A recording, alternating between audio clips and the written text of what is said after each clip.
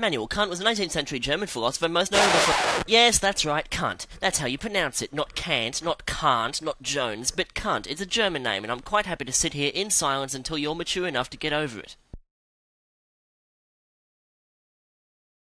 Okay, good. So Immanuel Kant was an 18th century German philosopher most notable for his work on ethics. Ethics is the philosophical study of moral action. It's not just about judging people per se, but rather looking at right and wrong as concepts in themselves and how we might figure out the best way for people to behave. There are two general schools of thought on this. Consequentialism divides right from wrong entirely based on the consequences of an action, or in other words, the end justifies the means. Deontology, on the other hand, is the position that the consequences don't really matter because moral judgment is contained in the act alone. Kant was a deontologist, and frustrated with the sort of Mickey Mouse wishy-washy subjectivity of moral theory of the day, he proposed an absolute, stone-cold, objective, unbreakable moral law which he called the categorical imperative. The categorical imperative is based upon Kant's idea that morality is derived from rationality and all moral judgments are rationally supported. So just as rational thought leads us to an objective reality, so too is there an objective morality we can locate through the same process. The categorical imperative is an absolute non-negotiable universal moral law that holds up regardless of context and circumstance. Kant was absolutely unwavering on this point. What's right is right and what's wrong is wrong, full stop. To further analyse Kant's ethical framework, we can break the categorical imperative down into three maxims. The first maxim is that all your actions must have universality. In other words, you should only do something if you think it would be okay if everybody did it all the time.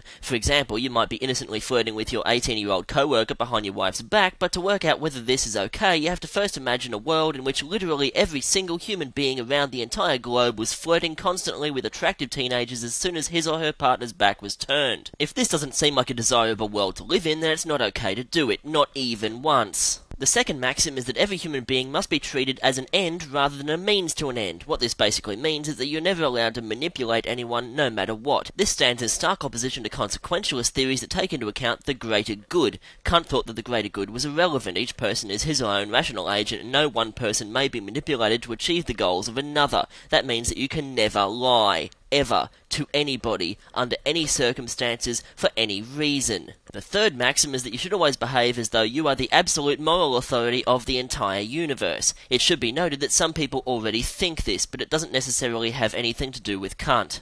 A major criticism of Kant's second maxim is that if somebody came to your door with an axe and asked you to kindly tell him the location of your children so that he can hack them into tiny pieces, you would be morally obligated to tell him the truth. Kant responded quite controversially, yes. You would, but he didn't see anything wrong with that. Because the murderer is his own moral agent, you're not responsible for his choices, you're only responsible for your own. That said, there's also nothing morally wrong with you locking the door and calling the police. Immanuel Kant is one of the most influential philosophers of all time, not only in ethics, but in epistemology and political theory. However, I only have 3 minutes to talk about him, and quite frankly, anyone who logs onto the internet to listen to me talk about Kant for 3 minutes has already realised this is nothing like what they'd expected.